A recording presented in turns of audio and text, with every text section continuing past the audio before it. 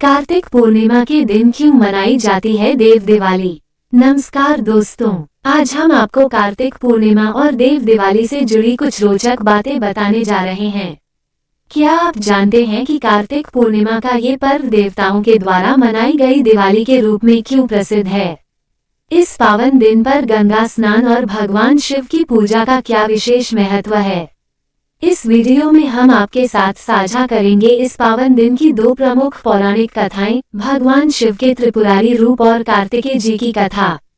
तो बने रहिए हमारे साथ और जानिए कार्तिक पूर्णिमा पर देव दिवाली के इस अद्भुत पर्व का धार्मिक महत्व। वीडियो को अंत तक देखें और इस ज्ञानवर्धक यात्रा का हिस्सा बने। कार्तिक पूर्णिमा 2024। कार्तिक पूर्णिमा के दिन क्यों मनाई जाती है देव दिवाली, जानिए इसका महत्व। कार्तिक पूर्णिमा 2024। कार्तिक पूर्णिमा के दिन भगवान शिव की त्रिपुरारी के रूप में पूजा की जाती है।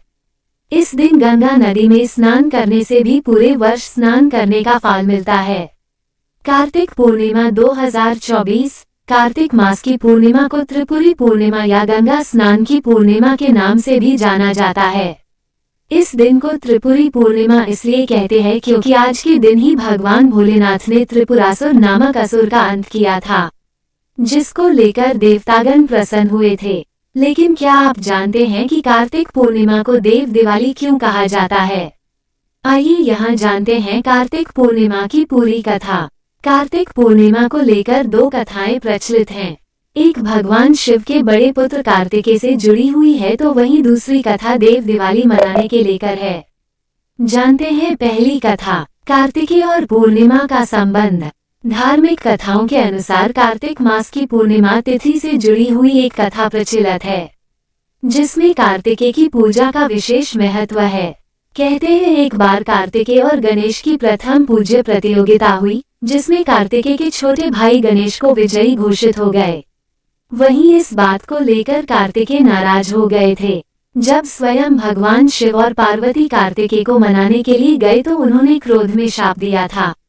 उन्होंने कहा कि यदि कोई स्त्री उनके दर्शन करने आएगी तो वो 7 जन्म तक विधवा रहेगी। वहीं पुरुषों लेकर कहा कि यदि किसी पुरुष ने दर्शन करने का प्रयास किया तो उसकी मृत्यु हो जाएगी और इसके बाद नरक में जाएगा। लेकिन इसके बाद किसी तरह शंकर भगवान और पार्वती ने उनका क्रोध शांत किया और उनसे किसी एक दिन दर्शन देने के लिए कहा। जब कार्तिकेय का क्रोध शांत हुआ तो उन्होंने कार्तिक मास की पूर्णिमा तिथि को उनके दर्शन करना महाफलदायी बताया। देवताओं ने शिवलोक में मनाई दिवाली। धार्मिक कथाओं के अनुसार कार्तिक मास की पूर्णिमा तिथि को भगवान शिव ने तारकासुर नाम के राक्षस का वध किया था।